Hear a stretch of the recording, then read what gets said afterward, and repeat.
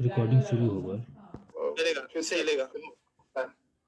तो आप सभी से मैं माफी चाहूंगा कि थोड़ा नेटवर्क का इशू होने के कारण ये प्रॉब्लम्स हमें फेस करनी पड़ सकती है। इसके लिए मैं अपना वीडियो ऑफ कर रहा हूँ, आप मेरी आवाज सुन सकते हो, स्क्रीन पे आप देख सकते हो। तो जो ये एम्प्लॉयमेंट के चक्कर में हम लोग जो माइग्रेशन कर रहे हैं, यानी हम लोग अपना शहर अपना गांव छोड़ करके शहरों की ओर जा रहे हैं, इस प्रॉब्लम छोड़ करके यहाँ से जा रहे हैं, इस प्रॉब्लम को भी हमें सॉल्यूशन लेना है। और इस रेवोल्यूशन के चलते इस प्रॉब्लम पे भी हम लोग अच्छी तरीके से हम लोग सॉल्यूशन पा सकते हैं दोस्तों। तो मैं बताना चाहूंगा कि जो आज हम लोगों ने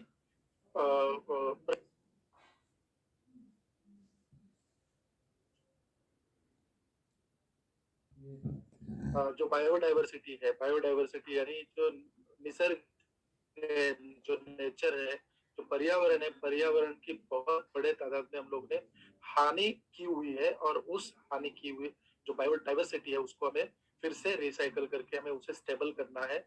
और इसको रिसाइकल करके स्टेबल करना है तो हमें क्या करना पड़ेगा, रिन्यूएबल एनर्जी की तरफ और सस्टेनेबल एनर्जी की ओर बढ़ना चाहिए दोस्तों। तो छठी एक रीजन इसके पीछे, ये इस रेवोल्यूशन की छठा रीजन ये भी है कि आपको पता होगा कि दोस्तों हम लोगों ने जो ग्रीन रेवोल्यूशन के नाम पे जो केमिकल फर्टिलाइजर जो हम लोगों ने अपने खेतों में यूज किया है, उसके चलते एक पिछले मतलब 2-3 महीने के पहले भी एक सर्वे हुआ था। और उस सर्वे के तहत इंडिया ने डिक्लेयर ये किया था कि हर 100 में से 87 लोगों को कैंसर होने के चांसेस है दोस्तों। क्योंकि हम लोग जो भी फसल उगा रहे हैं, जो भी अनाज उगा रहे हैं, उसमें हम लोग क्या कर रहे हैं, केमिकल फर्टिलाइजर का बहुत बड़ी तादाद में यूज कर रहे हैं। और कैंसर का इसके वजह से प्रमाण बढ़ रहा है दुनिया में।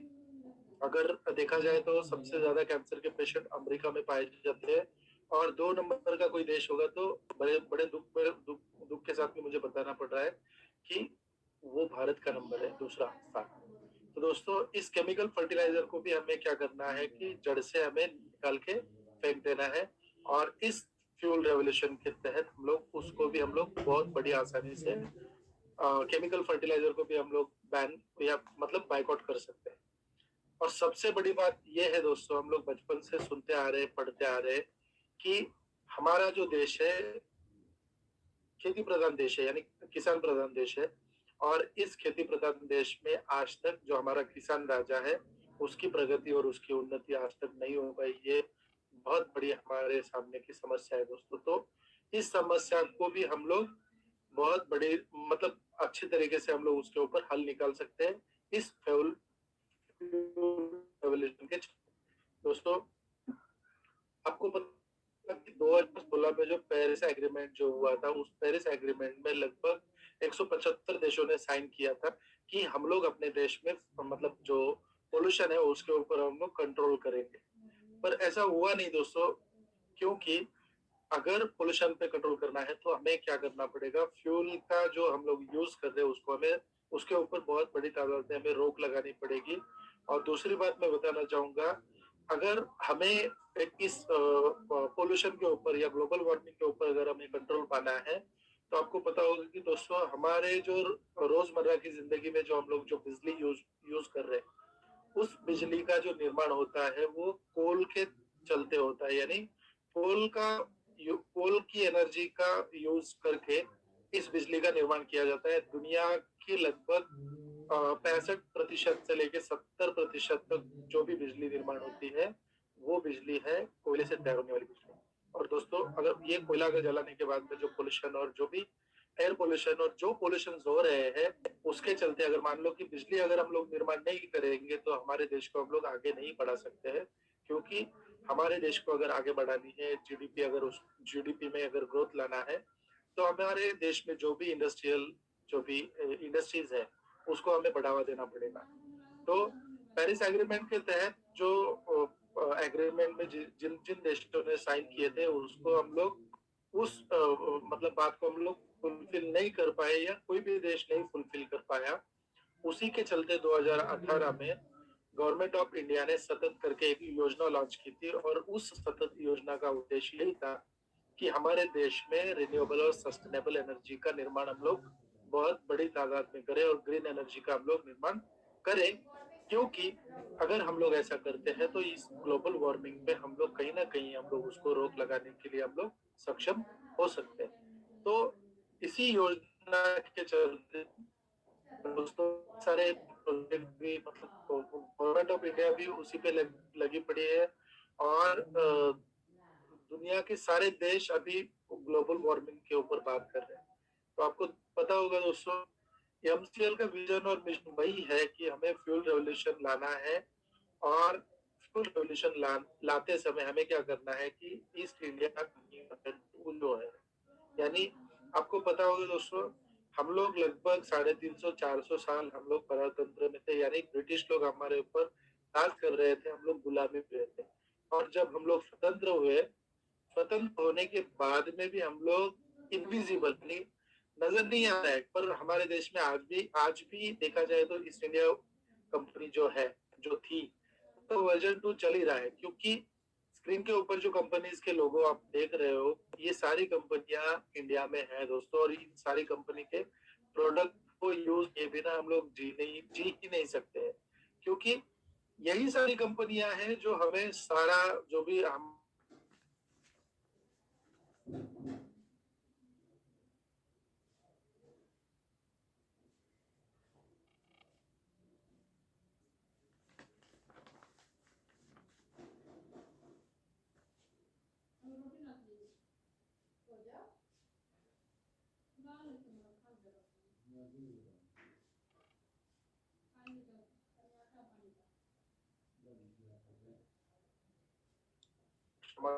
सो ओके, तो ये हम लोग जो रोजमर्रा की जिंदगी में जो प्रोडक्ट यूज कर रहे हैं, सारे आज के तारीख में भी विदेशी कंपनियों के हम लोग प्रोडक्ट यूज कर रहे हैं। तो एमसीएल जो कंपनी है, उसको हम लोग आज आपके सामने इंट्रोड्यूस करेंगे। उस कंपनी का जो भी उद्देश्य है आपको पता चलेगा।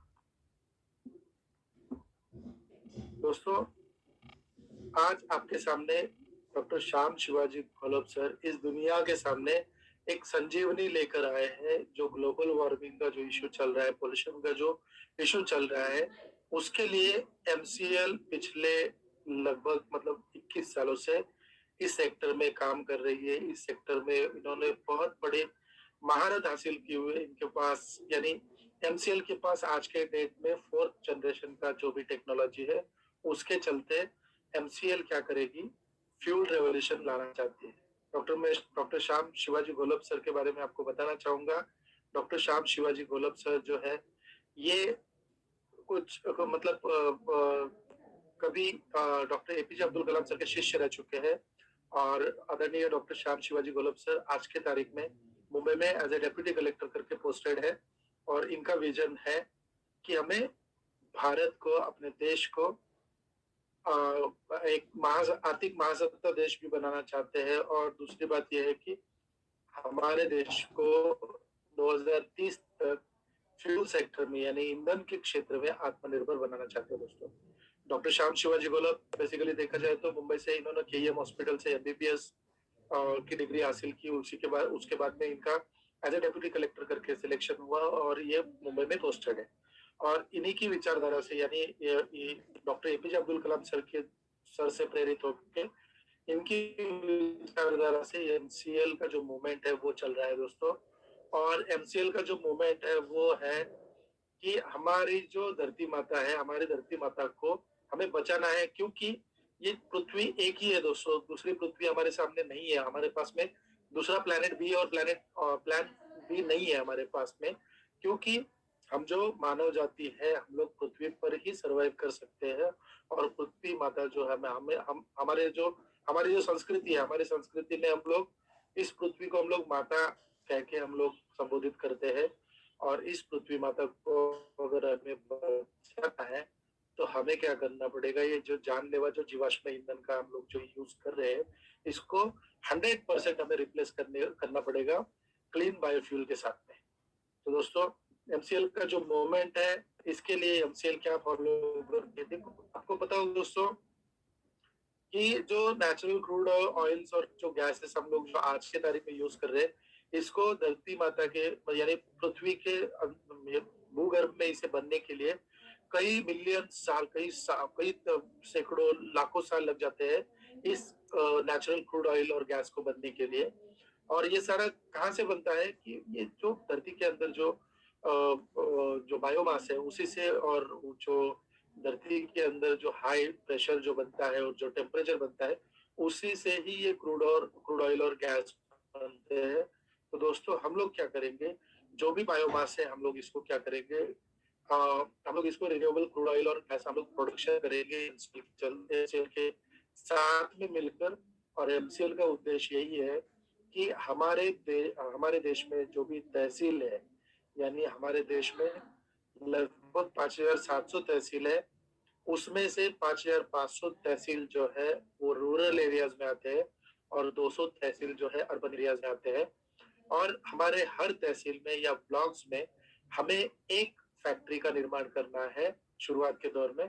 और उस फैक्ट्री के चलते हम लोग क्या करेंगे, ग्रीन इकोनॉमी को डेवलप करेंगे और हमारा जो एनवायरमेंट का जो बैलेंस बिगड़ा हुआ है उसको हम लोग रिस्टोर करेंगे। दोस्तों मैं आपके सामने रखने जा रहा हूँ कि एमसीएल कंपनी की जो 21 साल की जर्नी मैंने कहा था, लगभग मतलब 2001 से लेकर के 2023 तक जो एमसीएल ने जिन जिन चीजों पे रिसर्च किया और हमारे सामने जो 4th जनरेशन का जो फ्यूल एमसीएल लेकर के आई है, उसके लिए एमसीएल ने आज तक लगभग मतलब 21 सालों की रिसर्च के बाद में एमसीएल हमारे सामने रखने जा रही है। दोस्तों एक ऐसा सेक्टर जो दुनिया का सबसे बड़ा सेक्टर है, ऑयल एंड गैस सेक्टर, और उसके लिए जो भी बिजनेस मॉड्यूल है वो एमसीएल हमारे सामने रखने जा रही है।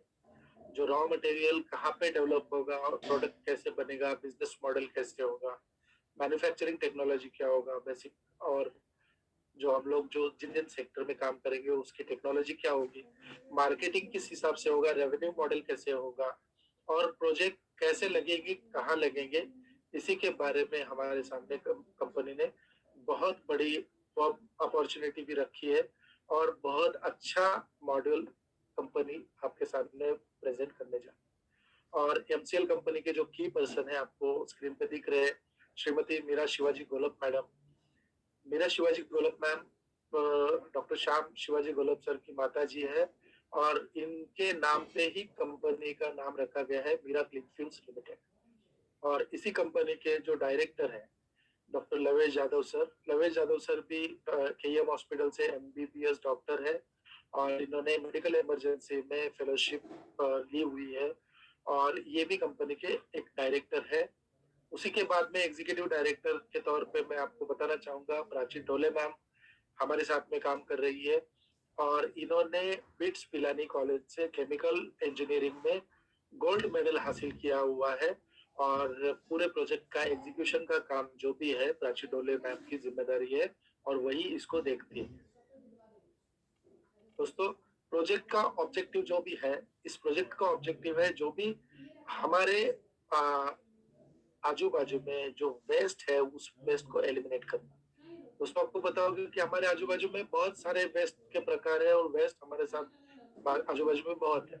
मैं आपको बताना चाहूंगा कि इस प्रोजेक्ट में हम लोग क्या करेंगे, कंकड़, मिट्टी, पत्थर, कांच और धातु की चीजें छोड़ करके जो भी वेस्ट हमारे सामने है, हमारे आजू बाजू में है, उस वेस्ट को लेकर के हम लोग क्या करेंगे, रिन्यूएबल कॉम्प्रेस नेचुरल गैस का निर्माण करेंगे, अल्ट्रा क्लीन वाटर बनेगा, रिन्यूएबल डीजल बनाएंगे, बायोमैग्नेट यानी बायो फर्टिलाइजर हम लोग बनाएंगे, यानी जैविक खाद का निर्माण होगा। और उसी के साथ में हम लोग सबसे बड़ी मार्केट जो है दुनिया की बायो कोल का निर्माण करेंगे। तो कैसे निर्माण करेंगे दोस्तों आपको पता होगा, जैसे कि हमारे आजू बाजू में म्युनिसिपल मिक्स्ड वेस्ट जो है उसका भी यूज कर सकते हैं, स्लॉटर हाउस का वेस्ट हम लोग यूज कर सकते हैं, ई वेस्ट हम लोग यूज कर सकते हैं, कैटल डंग एनिमल वेस्ट जो भी आता है जो भी है उसको हम लोग यूज कर सकते हैं, इंडस्ट्रियल वेस्ट का भी हम लोग यूज करके इन सारी चीजों का निर्माण कर सकते हैं। मिसलेनियस सॉलिड वेस्ट जो भी हमारे आजू बाजू में है, लिक्विड सीवेज वेस्ट वाटर है, उसी के साथ में आपको पता होगा कि नेपियर ग्रास जो हम लोग आज हमारे जो दूध देने वाले जो भी पशु है उनको हम लोग चारे के तौर पे हम लोग यूज कर रहे हैं, उस नेपियर ग्रास हमारा प्राइमरी रॉ मटेरियल है। क्योंकि नेपियर ग्रास का जो भी यील्ड है हम लोग बिलीव नहीं कर पाएंगे, हमारे सोच के बाहर हम लोग उसका यील्ड ले सकते हैं। जैसे कि आपको पता होगा कि हर 2 महीने में, 3 महीने में, 4 महीने में, यानी जैसे भी आपकी जमीन की क्वालिटी होगी, आपके पास है जो आपके एरिया में जो भी एटमॉस्फेयर होगा या तो फिर पानी की जो भी उपलब्धता होगी, उसके चलते हम लोग नेपियर ग्रास की खेती बहुत बड़ी तादाद में और अच्छी तरीके से हम लोग कर सकते हैं दोस्तों। और यही अपना प्राइमरी रॉ मटेरियल है दोस्तों। मैं बताना चाहूंगा कि शेयर कंपनी ने जो फर्स्ट इंटरनेशनल क्वालिटी का बायोफ्यूल बनाया था, उस प्रोडक्ट का नाम था मिरेकल, और उस प्रोडक्ट को सराहाया था जो हमारे दिवंगत महाराष्ट्र के चीफ मिनिस्टर थे, आदरणीय स्वर्गवासी विलासराव जी देशमुख साहब जब मुख्यमंत्री थे, तब डॉक्टर श्याम गोलब सर ने, आपको पता होगा कि जो मुंबई में जो वर्ली सी लिंक जो ब्रिज बना है, उस ब्रिज का निर्माण हो रहा था, और तभी उस समुद्र में पानी को काटने वाली जब मशीन चलाई जा रही थी, उसमें से आधा जला हुआ फ्यूल जब पानी में गिरता था तो बहुत से मछलियां मर रही थी। तो वहां के मछुआरों ने इस प्रोजेक्ट को बंद गिरवाया था, और तभी डॉक्टर श्याम गोलब सर ने मिरेकल नाम का एक बायो फ्यूल का प्रोडक्ट मुख्यमंत्री साहब को इंट्रोड्यूस कराया था, और इसी फ्यूल का यूज करके उस प्रोजेक्ट का यानी वर्ली सीलिंग का काम भी अच्छी तरीके से किया गया। और तभी इस मिरेकल को भी गाड़ियों में डाल करके भी हम लोगों ने टेस्ट किया था, और उसी टेस्ट के चलते फोर्थ जनरेशन वाला बायो सीएनजी हम लोग इंट्रोड्यूस कर रहे हैं। तो इसको इंट्रोड्यूस करने के लिए ग्लोबल नेटवर्क जो भी एमसीएल ने खड़ा किया है, हर तहसील में यानी अपने देश के हर तहसील में बहुत से सेमिनार्स फिजिकली जाके कंडक्ट किए, और आज के तारीख में गोलब सर वेबिनार कंडक्ट करते हैं। हर फ्राइडे सुबह 8 बजे उनका वेबिनार होता है, और उसके चलते गोलब सर बहुत सा ज्ञान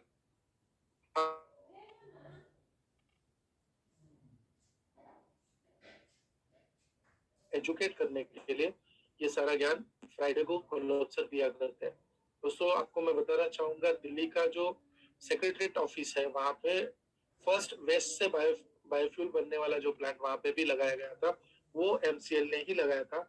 वहां पे जो सेक्रेटरीट ऑफिस का जो भी वेस्ट जनरेट होता है, उस वेस्ट से वहां पे गैस का किया जाता है, उसी के साथ में वहां पे बिजली का भी निर्माण होता है दोस्तों। और ये प्रोजेक्ट भी एमसीएल ने ही लगाया था। और दूसरा मैं आपको बताना चाहूंगा कि करनाल निगम में भी एमसीएल ने सॉलिड और लिक्विड वेस्ट से वहां पे एक जनरेटर भी लगाने का काम किया था। और उसी में जो हमारा दिल्ली का एम्स हॉस्पिटल है, इस एम्स हॉस्पिटल के बाहर एक कल्प वृक्ष करके एक प्रोजेक्ट एमसीएल ने लगाया था। इस कल्प वृक्ष का फंक्शनिंग ऐसा है दोस्तों कि जो एम्स हॉस्पिटल का जो भी दायरा है, 1 से 2 किलोमीटर का जो भी दायरा है, वहां पे जो पोल्यूटेड एयर है उसको ये कल्प वृक्ष प्रोजेक्ट क्या करता है, वहां के पोल्यूटेड एयर को सोख लेता है और एयर को प्योर करके फिर से एटमॉस्फेयर में भेज देता है। दोस्तों ये भी प्रोजेक्ट एमसीएल ने ही लगाया है। दोस्तों मैं आपको बताना चाहूंगा कि जो स्ट्रेटजी है वो स्ट्रेटेजी है जैसे कि ग्रीन रेवोल्यूशन के चलते हमारे देश ने अनाज में हम लोग सेल्फ सफिशिएंट बने, और उसी के साथ में व्हाइट रेवोल्यूशन के चलते हम लोग मिल्क में सेल्फ सफिशिएंट बने। और एमसीएल का जो रेवोल्यूशन है वो उद्देश्य यही है कि हमारे देश को, भारत देश को इनके क्षेत्र में हमें सेल्फ सफिशिएंट बनाना है। और एमसीएल का उद्देश्य यही है कि भारत को अगर के क्षेत्र में सेल्फ सफिशिएंट बनाना है तो हम लोग उसको 2030 तक उस मुकाम को हम लोग हासिल करेंगे। दोस्तों इस विजन में और मिशन में लगभग हमारे देश के 45 लाख से, मैं बताना चाहूंगा ये तो फिगर आपके सामने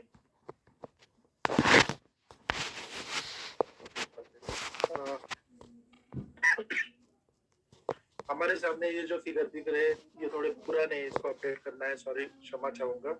हमारे साथ में लगभग 45 लाख से भी ज्यादा किसान इस विजन और मिशन में जुड़ चुके हैं और उसी के चलते हमारे साथ में लगभग 4,500 ग्राम पंचायत विलेज के जो भी प्रोजेक्ट है वो भी हमारे साथ में जुड़ चुके हैं और लगभग 900 से ज्यादा तहसील इस प्रोजेक्ट में जुड़ चुके हैं दोस्तों। और हम लोग इन सारे मतलब जो तहसील है, जो ग्राम पंचायत के प्रोजेक्ट है और जो किसान हम लोग के साथ में जुड़ रहे हैं, लेकर के सेल क्या करेगी कि बेसिकली 3 सेक्टर में काम करेगी। पहला सेक्टर होगा बायोफ्यूल का सेक्टर, सेकंड सेक्टर होगा ऑर्गेनिक फार्मिंग का सेक्टर और तीसरा सेक्टर हम काम करेंगे बायो पेट्रोकेमिकल प्रोडक्ट पे।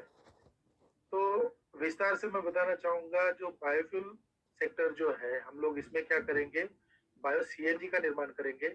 और जब हम लोग बायो सीएनजी का निर्माण और उसी के साथ में हमारा जो डोमेस्टिक जो हम लोग घर पे जो यूज किया करते हैं एलपीजी, उसका भी निर्माण हम लोग करेंगे। और इस गैस का जब हम लोग निर्माण करेंगे तो हमारे पास में बहुत बड़ी तादाद में ऑर्गेनिक फार्मिंग करने के लिए ऑर्गेनिक फर्टिलाइजर का निर्माण होगा और उस ऑर्गेनिक फर्टिलाइजर के चलते हम लोग ऑर्गेनिक फार्मिंग के सेक्टर में भी बहुत अच्छी तरीके से काम कर सकते हैं।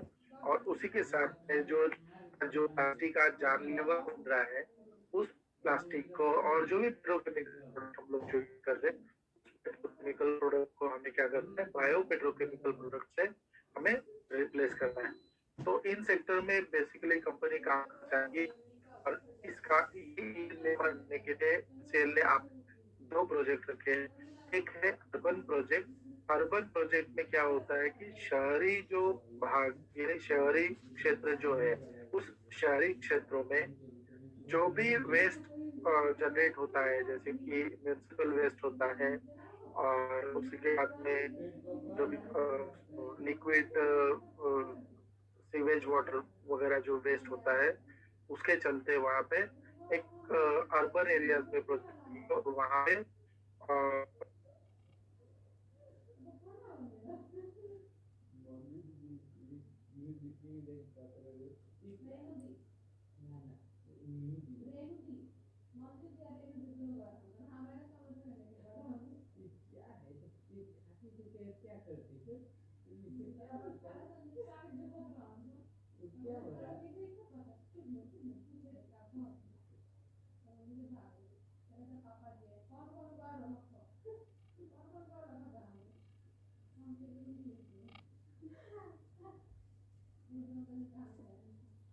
और दूसरा प्रोजेक्ट कंपनी आपको इंट्रोड्यूस कर रही है प्रोजेक्ट। प्रोजेक्ट में क्या होगा दोस्तों कि बेसिकली हमारे जो तहसील है, हमारे तहसील या ब्लॉक्स में एक शुरुआत के दौर में एक बायो सीएनजी का निर्माण करने वाला एक प्रोजेक्ट लगेगा और उसी के साथ में बायो कोल का निर्माण यानी जो कोयला है हम लोग जो आज देख रहे हैं जो कोल की वजह से बिजली निर्माण होती है उसको हम लोग फुलफिल करेंगे।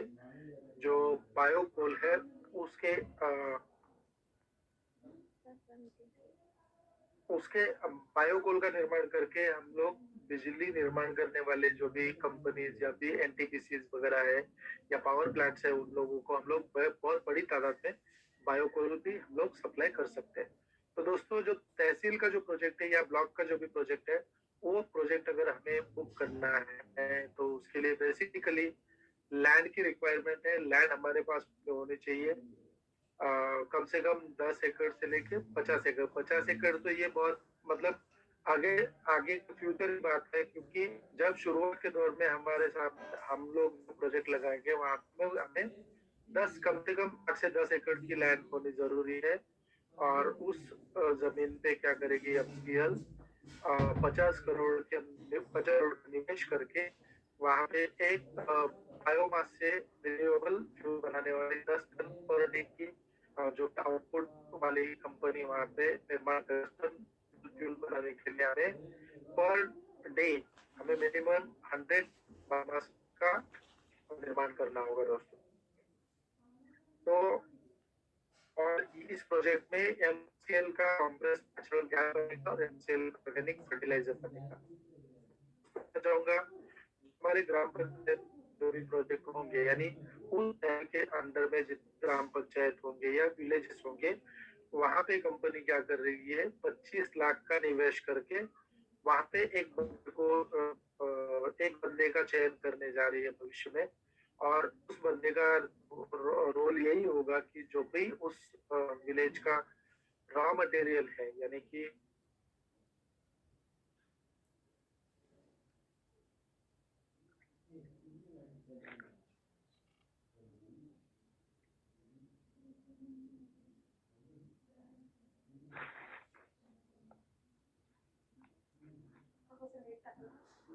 आपण नाही बोलायचं ना, तो कसं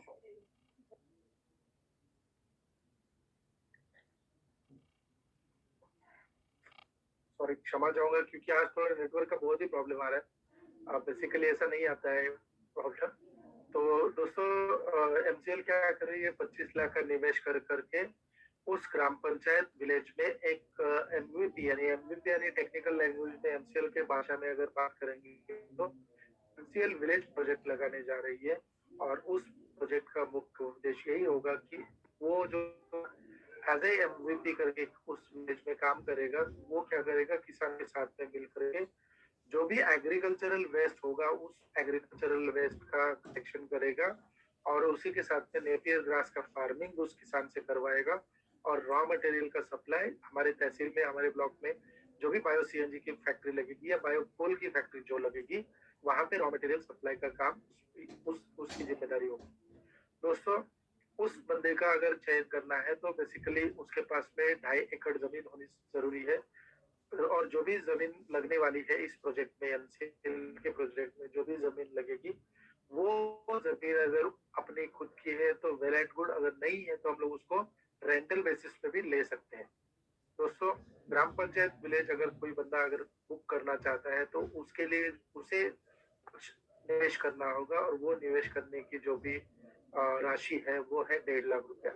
और 1.5 लाख रुपए अगर आप लोग निवेश करते हैं तो हमारे जो मुख्य डायरेक्टर है मेरे शिवा मैडम, ये तो होने की वजह से इनके प्रमोटर कोड से हमें शेयर्स दिए जाते हैं और उन्हीं के अकाउंट पे हमें क्या करना पड़ता है, 1.5 लाख रुपए डिपॉजिट करना पड़ता है।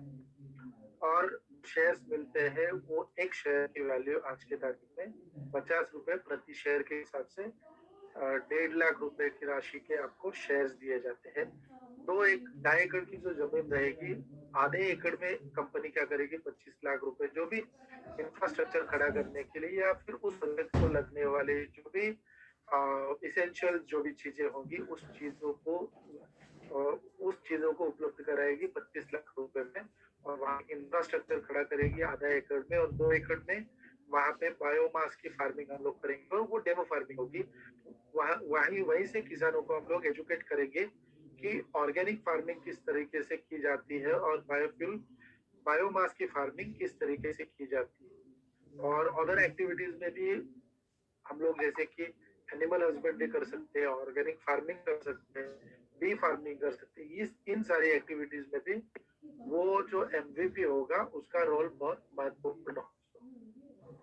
तो बताना चाहूंगा कि एमसीएल का जो पायलट प्रोजेक्ट है आरएनडी सेंटर जो है महाराष्ट्र में स्थित रायगढ़ जिला जो है, रायगढ़ जिले में रोहा नामक जो तहसील है वहां पे कोलाड ग्राम पंचायत में एमसीएल का आरएनडी प्रोजेक्ट है। और यहाँ पे कंपनी ने मतलब रिसर्च करके 4th जनरेशन वाला जो भी सीएनजी गैस है उसका निर्माण करने की टेक्नोलॉजी हासिल की है। दोस्तों, मैं आपको बताना चाहूंगा एमसीएल जो प्रोजेक्ट है, एमसीएल का जो भी प्रोजेक्ट है, ये project triple bottom line project कहा गया है क्योंकि एमसीएल प्रगति के नाम पे पर्यावरण नहीं करना चाहती है, इस पर्यावरण को रिस्टोर करना चाहती है, इसको बैलेंस करना चाहती है।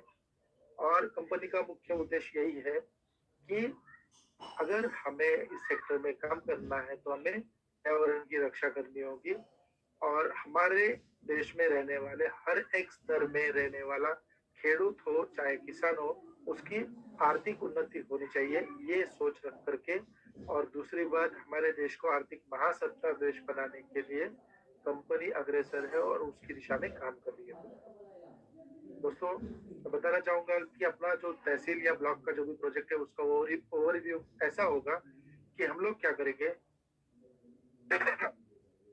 बायोमास जो भी हम लोग निर्माण करेंगे, खेतों से निर्माण करेंगे Napier as a Napier grass. और दूसरा जो भी एग्रीकल्चरल वेस्ट होगा, म्यूनिसिपल वेस्ट होगा, उस वेस्ट को हम लोग क्या करेंगे, मल्टीपल यूनिट्स ऑफ वेल में हम लोग उसको प्रोसेसिंग करेंगे और बायो सीएनजी का निर्माण करेंगे, उसी के साथ में बायो फर्टिलाइजर का निर्माण करेंगे। और उस जो भी गैस जनरेट होगा उसको हम लोग क्या करेंगे, प्यूरिफिकेशन करके बॉटलिंग करने के बाद में उसको बायो सीएनजी फिलिंग स्टेशन पे उसको लेकर के जाएंगे और हम लोग उसको हमारे देश की जो भी आज गैस या जो भी एनर्जी की रिक्वायरमेंट उसको हम लोग फिल कर पाएंगे। तो अपना जो भी रॉ मटेरियल है वो तो जैसे मैंने बताया कि नेपियर घास है, मीथेन हम लोग उसमें से जनरेट करेंगे, यानी बायो सीएनजी, बायो एलपीजी निर्माण होगा, बायो ऑर्गेनिक फार्मिंग हम लोग करने जा रहे हैं, एनिमल हस्बेंड्री करेंगे। और हमारे सामने जो मतलब आपको पता होगा दोस्तों, कार्बन डाइऑक्साइड जमीन के लिए बहुत ही अच्छा एक कंटेंट माना जाता है। और हमारे पास में दो प्रकार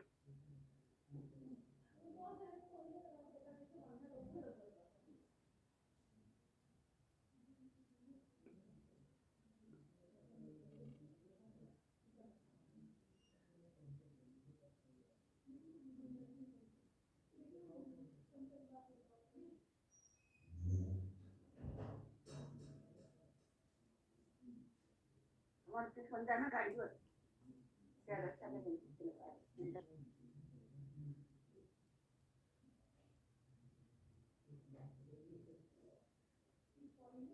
संतोष सर,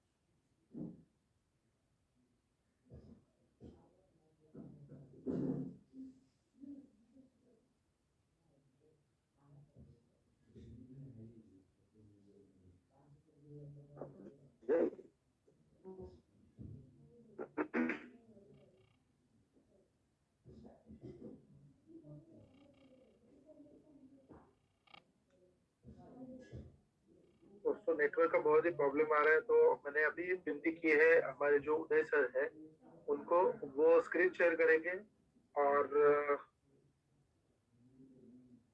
उन्हीं को मैंने मीटिंग को आगे कंडक्ट करने के लिए विनती की हुई है, वही इस मीटिंग को टेक ओवर करेंगे। क्योंकि अगर वो स्क्रीन उधर से शेयर करेंगे और मैं बात करना चाहूंगा तो फिर से दिक्कतें आ सकती है। तो इसके लिए मैं उदय सर को विनती करूंगा कि उदय सर आप इस मीटिंग को आगे बढ़ाइए please. Thank you sir.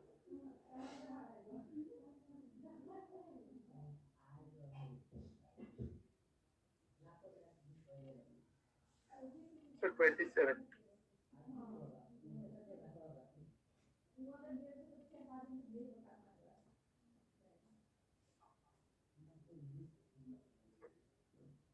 Hello, सबको आवाज आ रही है मेरी?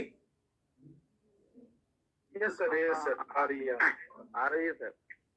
हाँ, तो इसके पहले वाले स्लाइड में हमने देखा कि हमारे प्रोडक्ट्स क्या है। हमने आपको बताया है कि मीथेन प्रोडक्ट है हमारा, बेसिकली ये वाला प्रोडक्ट है जिसकी हम बात कर रहे थे कि रॉ मटेरियल हम नेपियर बायोमास और उसके बाद जिसके हम गैस बनाएंगे वो गैस होगा मीथेन का, जिसमें गाड़ी को लगने वाला बायो सीएनजी, बायो एलपीजी इस्तेमाल किया जाएगा। और यही चीज हम जैविक खेती के लिए भी लोगों को प्रेरित करेंगे, जैविक खेती की ओर लोगों को अग्रसर करेंगे। और जिन किसानों के पास जमीन नहीं है उनको हम पशुपालन की ओर अग्रसर करेंगे। इन सारे प्रोसेस में कार्बन डाइऑक्साइड निकलता है, कार्बन निकलता है। ये कार्बन हम मार्केट में बेच सकते हैं। ये भी एक तरह का प्रोडक्ट है। आज के तारीख में अमेजोन पे बिकता है 150-200 से लेके 850-900 रुपए पर केजी कार्बन बिकता है, अलग अलग क्वालिटी का होता है। उसके अलावा बायो कोल यानी जैविक कोयला हमने ऑलरेडी लॉन्च किया 26 फरवरी को। हमारे यहाँ पे 3 से 5 प्रोडक्ट ऑलरेडी लग चुके हैं और आगे भी आने वाले महीनों में आप देख सकते हो, क्योंकि मशीनरीज जैसे जैसे सप्लाई होगी वैसे वैसे आप प्लांट्स देखते जाओगे। तो ये सारे प्रोडक्ट्स हैं। और ये जो पेट्रोकेमिकल्स है उसको हम पूरी तरह बायो पेट्रोकेमिकल से रिप्लेस करेंगे, ठीक है। पर एक तहसील के ओनर या एक तहसील की जिम्मेदारी लेने के लिए आपकी क्या जरूरतें हैं? सबसे पहले आपके पास होना चाहिए एक 8 से 10 एकड़ जमीन। और आप ये जो प्रोसेस है ये ऐसा है कि आप जैसे आप आज ये मीटिंग सुन रहे हो, ये मीटिंग सुनने के बाद आप एक ट्रेनिंग प्रोसेस में जाओगे। आपकी ट्रेनिंग ली जाएगी कि इंटरव्यू कैसा होगा, कैसे बात करना है, कैसे अपने आप को प्रस्तुत करना है। और जब इंटरव्यू क्लियर हो जाते हो आप, तो आपके पास 7 दिन का समय होगा 10 लाख रुपए जमा करने के लिए। 10 लाख रुपए जो आप जमा करोगे उसके सामने आपको कंपनी शेयर देगी। और उसके अलावा आपके पास 8 से 10 एकड़ की जमीन होनी चाहिए। और पूरे तहसील में 15,000 किसानों को एकत्रित करना है, संग्रहित करना है। और जो भी फैक्ट्री को लगने वाले परमिशन होंगे उसको लेने की जिम्मेदारी आपकी होगी, ठीक है। तो इन सारे प्रोसेस में आप और एक काम करोगे कि 2 कंपनियों की स्थापना करोगे, जिसके माध्यम से आप 15,000 किसानों को एकत्रित या संगठित करोगे। वो जो कंपनियां जो होगी वो एक प्राइवेट लिमिटेड कंपनी होगी और एक होगी FPO यानी किसान संस्था, ठीक है। उसके अलावा सबसे महत्वपूर्ण बात, हर शुक्रवार को डॉक्टर श्याम शिवाजी गोलब सर पूरे देश को आह्वान करते हैं, पूरे देश को संबोधन करते हैं। वहां पे आपको पूरे जगत में ईंधन क्षेत्र में क्या हो रहा है, भारत किस तरह से अग्रसर है, MCL उसमें किस तरह से प्रतिभा ऐड कर रहा है, क्या वृद्धि कर रहा है, ये आपको सीखने मिलेगा, देखने मिलेगा, समझने मिलेगा। तो इसके लिए हर शुक्रवार को आपको ये सेशन अटेंड करने कंपल्सरी है।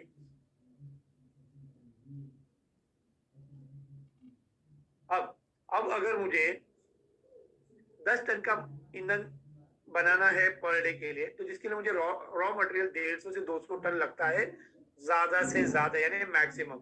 और उसको उस रॉ मटेरियल को उगाने के लिए जो जमीन लगती है 100 हेक्टेयर जमीन लगती है मैक्सिमम। और जिसके लिए इन्वेस्टमेंट लगता है 50 करोड़ का, जो कंपनी सामने से कर रही है। और ये डेमो प्लांट होगा। आने वाले क्षणों में, आने वाले सालों में कंपनी 500 टनों का उत्पादन देख रही है। उसके हिसाब से वो इन्वेस्टमेंट की सारी तैयारियां में लगी हुई है। अब हम बात करते हैं जो तहसील का ओनर होगा उसके क्या फायदे होंगे। फर्ज करते हैं 10% फ्यूल निकलता है 1000 ton per day raw material के कारण, ठीक है। अगर जिसमें से 5% से 12% हम ईंधन निकालते हैं, 10% ईंधन निकलता है, यानी 100 टन। 100 टन को हम 45 रुपए के हिसाब से अगर देखते हैं तो ये सारा पैसा जो होगा पर केजी के हिसाब से हमें कैलकुलेट किया है। ईंधन के साथ साथ हमें जैविक खाद मिलते हैं, यानी जैविक खाद। और जैसे मैंने कहा कार्बन डाइऑक्साइड निकलता है और अतिरिक्त 40% पानी ये पानी इतना शुद्ध होता है कि आप इसे खेतों में इस्तेमाल कर सकते हैं या फिर वापस से रिसाइकल कर सकते हैं। इसके अलावा कार्बन क्रेडिट फंड का भी वहां पे उगम होता है, यानी आप पर्यावरण में कार्बन को मिक्स होने से बचाते हैं और वो पैसा आपको अंतरराष्ट्रीय तौर से मिलता है, यानी डॉलर्स और पाउंड से मिलता है। अब बात करते हैं मुनाफे की। अगर 100 टन पर डे यानी प्रतिदिन ईंधन मिलता है तो जो एक्सपेक्टेड रेवेन्यू है वो है 270 करोड़ रुपए। और उसमें जो मुनाफा होता है हर साल वो होगा 108 करोड़, जिसमें से 20% हम इस्तेमाल करेंगे CSR फंड के लिए, यानी कि लोगों के विकास के लिए, जो होगा 21 करोड़ रुपया। और जो 10% MBS प्रॉफिट होगा, जो MPO बंदा होगा उसको मिलेगा 10 से 11 करोड़ तक का मुनाफा। समझ गए? अब आपने जो शेयर्स दिए हैं वो 50 रुपए के हिसाब से आपने शेयर्स दिए हैं। अब ये 50 रुपया कल मार्केट में लॉन्च होगी कंपनी, उस वक्त ये 50 रुपए की जो कीमत होगी वो करीब 150 से 200 के घर में जाएगी। अब ये 200 के घर में अगर जाती है तो आपने जो 10 लाख रुपए इन्वेस्ट किया है वो 10 लाख आपको जाएगा करीब 15 से 20 लाख के दरमियान। मतलब यहाँ पे आप तहसील विकास कर रहे हो, वहां पे आपका पैसा भी काम कर रहा है। जैसे आप तहसील संभालते हो उसी तरह हर एक गांव में एक ग्राम पंचायत में एक ग्राम उद्योजक होगा। उसका भी चयन MCL ही करेगी, पर पद्धति अलग है या तरीका अलग है। तरीका क्या है? हर बुधवार को एक MVP फोरम होता है, नेशनल फोरम, वहां पे वो ग्राम उद्योजक को फोरम अटेंड करता है। उसके बाद एक फीडबैक फॉर्म आता है, वो फीडबैक फॉर्म उसे भरना है।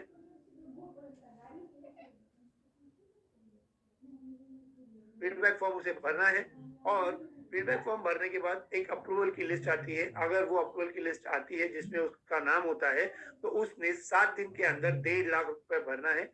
1.5 लाख रुपए के सामने उसे शेयर्स मिलेंगे, वो भी MCL के डायरेक्टर कोटा से, और उनके पास आधा एकड़ से 2.5 एकड़ तक की जमीन होनी चाहिए। वो क्यों? आधा एकड़ में वो पूरा फैक्ट्री का यानी 25 लाख तक की जो फैक्ट्री लगने वाली है, जो प्रोसेसिंग यूनिट लगने वाला है, उसकी वो लगेगा, कॉन्फ्रेंस हॉल लगेगा, स्टॉक रूम लगेगा, वेयर हाउस लगेगा। उसके बाद जो 2 एकड़ जमीन बचती है वहां पे वो नेपियर फार्मिंग करेगा, यानी हत्ती घास यानी गजराज घास की डेमो फार्मिंग करेगा, ताकि लोगों को, किसानों को आगाह कर सके, लोगों को जानकारी दे सके और लोगों को जागरूक कर सके। उसके बाद उसके जो ग्राम पंचायत में 60% किसानों को मेंबर बनाना है। अगर वो काम करेगा, हर ग्राम पंचायत में हर ग्राम उद्योजक काम करेगा, तो तहसील का जो 15,000 किसान करने हैं वो बहुत आसानी से हो जाता है। अब जो आप शुक्रवार के सेशन में यानी डॉक्टर श्याम सर के लेक्चर सेशन में बैठ के जो भी आप ज्ञान प्राप्त करोगे, वो ज्ञान आपको आपके ग्राम पंचायत में, आपके ग्राम पंचायत में या फिर उस ग्राम उद्योजक के ग्राम पंचायत में एक मीटिंग के द्वारा यानी एक सेशन के द्वारा उन्हें हर शनिवार या कोई भी ऐसा दिन जहां पे सारे किसान मिल सकते हो, वैसे दिन में मिलकर वो सारी समस्या, उनके ग्राम पंचायत की समस्या समझना और जो ज्ञान मिला है श्याम सर से वो उन तक पहुंचाना। MCL उसमें उस समस्याओं का समाधान कैसे कर पाएगी वो बताना। ये सारी चीजें उस सैटरडे सेशन में करना अनिवार्य है। कहने का तात्पर्य ये है कि उस ग्राम उद्योजक के पास पूरे गांव का यानी पूरे ग्राम पंचायत का डिटेल प्रोजेक्ट रिपोर्ट होना अनिवार्य है, ताकि तभी तो वो विकास कर पाएगा। अब हम बात करते हैं ग्राम पंचायत का ग्राम उद्योजक कितना कमाता है। वो नेपियर के ग्रास पे कमाता है। पूरे टर्नओवर पे 10% का इंसेंटिव कंपनी देती है।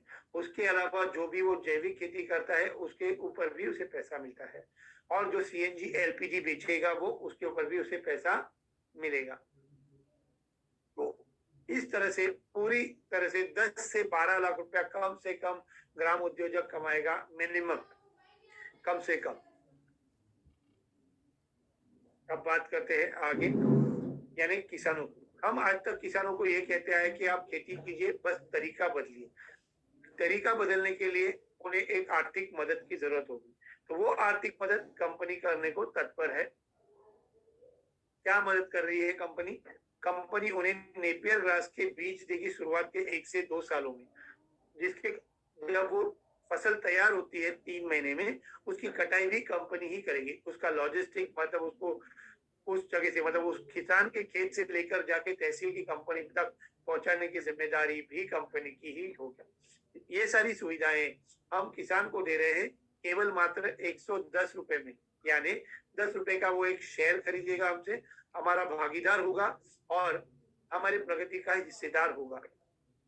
और 100 रुपए जो लिया जाता है वो एडमिशन या प्रोसेसिंग फीस में दिखाते हैं। उसके अलावा अब ये जब शेयर लिया है, यानी ये जो तहसील की कंपनी है, ये भी आने वाले वर्षों में मार्केट में IPO लिस्टिंग होगी, तब उसका जो डिविडेंड मिलेगा वो भी किसान को मिलेगा। उसके अलावा हम पूरे तहसील में, सॉरी, पूरे भारतवर्ष में वो कहीं पे भी जाएगा और MCL के एजेंसी पे या MCL के फ्यूलिंग स्टेशन पे जाएगा तो वहां पे उसे डिस्काउंट कार्ड दिया जाएगा, जहां पे वो डिस्काउंट प्राप्त कर सकता है। उसके अलावा हम उसे गारंटीड इनकम दे रहे हैं। अब वो कैसे? ये जो नेपियर ग्रास है वो एक एकड़ में करीब करीब 40 से 50 टन आता है या उगता है। अब किस कंपनी उसे 1,000 रुपए प्रति टन के हिसाब से दे रही है, यानी हर 3 महीने में उसे 50,000 मिलेगा, क्योंकि इस फसल को बड़ा होने में 3 महीने लगते हैं। 88 दिन लगते हैं पर हम 90 दिन पकड़ते हैं, तो 3 महीने में अगर वो 50,000 रुपए कमा रहा है, ऐसी अगर हम 3 से 4 कटाई करते हैं तो करीब करीब 1.5 से 2.5 लाख रुपए तक वो कमाता है। और उसकी वो जो बंजर जमीन होती है जहाँ पे किसी भी प्रकार की खेती नहीं होती है, वहां पे भी ये फसल यानी ये नेपियर ग्रास उगता है। और इस प्रोजेक्ट के कारण या इस प्रकल्प के कारण पूरे तहसील में करीब करीब 2 से 6 हजार तक की रोजगार निर्मित होती है। और हम किसानों को, जिन किसानों के पास जमीन नहीं है, हम उन्हें पशुपालन के लिए भी प्रेरित करेंगे और कंपनियों से भी मदद करेंगे। और जैसे मैंने पहले भी कहा है कि 20% का जो CSR फंड होगा उससे कम उस तहसील का विकास होगा। यानी कहीं पे रास्ते कमजोर है या रास्ते में डांबर नहीं है, तो वहां पे हम डांबर डाल के उस रास्ते को ठीक कर सकते हैं। या फिर कोई विद्यार्थी होगा जो पढ़ाई में होशियार होगा पर आर्थिकता के कारण उसकी प्रगति रुकती जाती है, तो हम वैसे विद्यार्थियों को मदद करेंगे। कुछ बच्चे क्रीड़ा में होशियार होंगे तो वैसे बच्चों की क्रीड़ा में भी आगे बढ़ने के लिए हम आर्थिकता से उनको सारी सुविधाएं प्राप्त होने में मदद करेंगे। तो इस तरह से ये CSR फंड का इस्तेमाल होगा। अब बात करते हैं एक सबसे बड़े दुश्मन की, जो हमारे जीव के लिए है, पर हमने उसे प्रगति का पथ एक जमाने में समझा था और आज भी समझते हैं। और वो प्रगति का पत्थर आज हमारे लिए सरदर्द बनता जा रहा है। यानी कोयले की बात कर रहा हूँ। कोयला दिखने में बड़ा सस्ता मिलता है, बट ये जो पत्थर का कोयला मिलता है भूगर्भ से मिलता है, जिसके कारण बहुत ज्यादा प्रदूषण पैदा होता है, बहुत सारी बीमारियां पैदा होती है और हमारा जो वन प्रदेश है वो सारा नष्ट होता है। क्योंकि ये जो पत्थर का कोयला होता है ज्यादा से ज्यादा वन प्रदेश में पाया जाता है, जहाँ पे घने जंगल होते हैं उसी के नीचे ये कोयला जल्दी से बना हुआ प्राप्त मिलता है। तो इससे अगर मुक्ति प्राप्त करनी है तो हमें एक ऐसा कोयला लाना चाहिए जिसके कारण किसी भी प्रकार की बीमारियां न हो।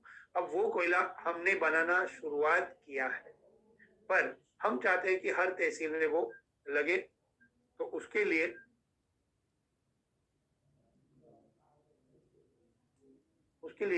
जो भी जरूरतें हैं वो मैंने सामने लिखी है। जमीन की जरूरतें हैं, पानी की जरूरत है और इलेक्ट्रिसिटी की जरूरत है। ये सारी चीजें शेड जो रेडीमेड होगा वो बड़ा अच्छी बात है। अगर आप बना रहे हो तो उसके लिए थोड़ा सा खर्चा होता है और ये सारे परमिशन आप ही को लेने हैं और ये सारी जिम्मेदारी MPO की होगी। और ये MPO के माध्यम से ही कोई भी एक ग्राम पंचायत में लगाया जा सकता है। ठीक है, पर हम कोयला चालू तो कर रहे हैं, पर कोयले के बेनिफिट्स क्या है, मतलब लोगों को फायदे क्या है। जो MBS है यानी जो तहसील का मालिक है वो 1% का भागीदारी होता है, उसको 1% मिलता है पूरे टर्नओवर पे, फिर चाहे वो ड्राई मैटर हो या गीला मैटर हो। अब ड्राई मैटर और गीला मैटर क्या होता है, ये जो घास होती है वो हरी होती है, जितनी हरी होती है उतनी पानी की मात्रा उसमें ज्यादा होती है और कोयले को हमें लगता है सूखा घास। कुछ किसान अगर सूखा के देते हैं तो उसके ऊपर पैसा मिलेगा और अगर किसान गीला घास देते हैं तो भी हम लेंगे और उसके ऊपर भी पैसा मिलेगा।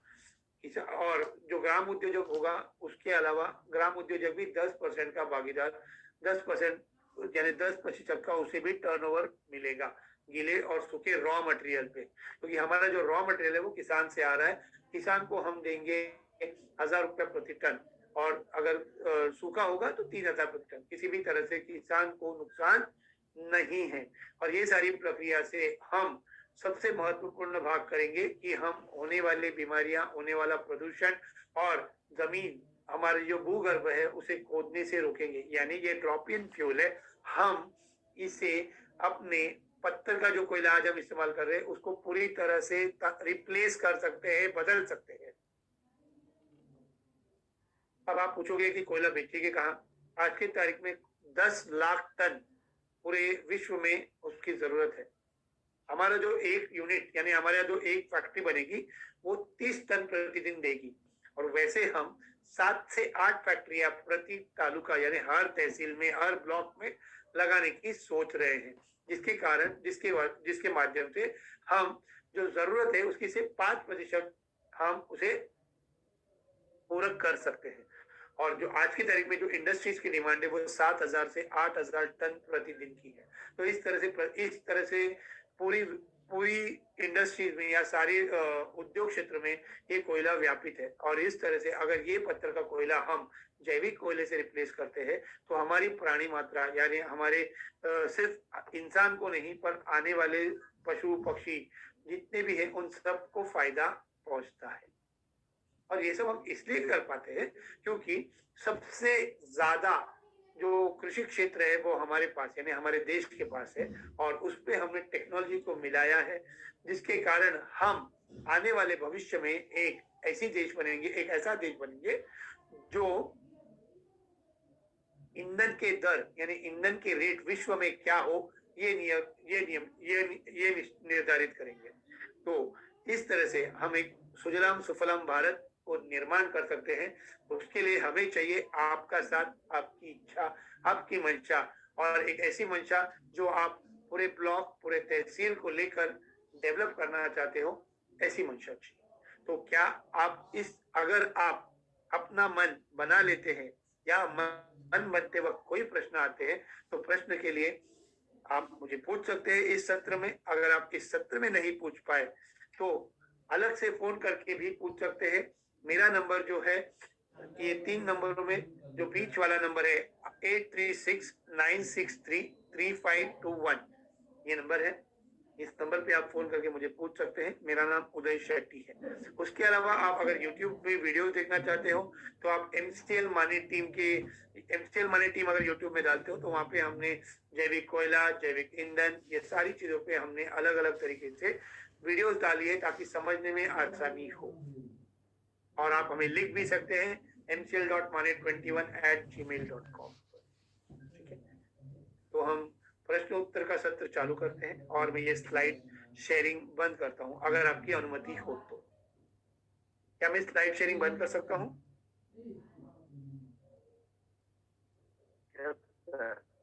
शुक्रिया।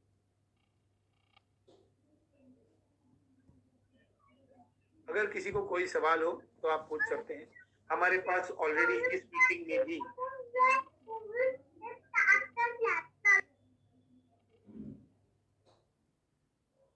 में भी आज बहुत सारे उद्योजक साथ में बैठे हैं जो आपसे थोड़े दिन पहले संवाद कर रहे थे, जिनका नाम था संतोष सनरी सर। वो खुद उमदी तालुका के MP ओनर है यानी तहसील के ओनर है। हमारे पास रविंद्रनाथ वर्मा जी है, जोड़ा से नाद्रेकर सर है, हमारे पास प्रियेश कुमार है, मेरे ख्याल से डॉक्टर पाल भी होंगे यहीं पे। डॉक्टर पाल सर है क्या आज नहीं है। हमारे पास ओम प्रकाश जी है। बहुत सारे लोग जिन्होंने ऑलरेडी तालुका लिया है और वो काम करना चाहते हैं। और डॉक्टर सागर सर है, तो वो सारे मौजूद है। आपके मन में कोई शक या कोई प्रश्न हो तो आप मुझे पूछ सकते हैं।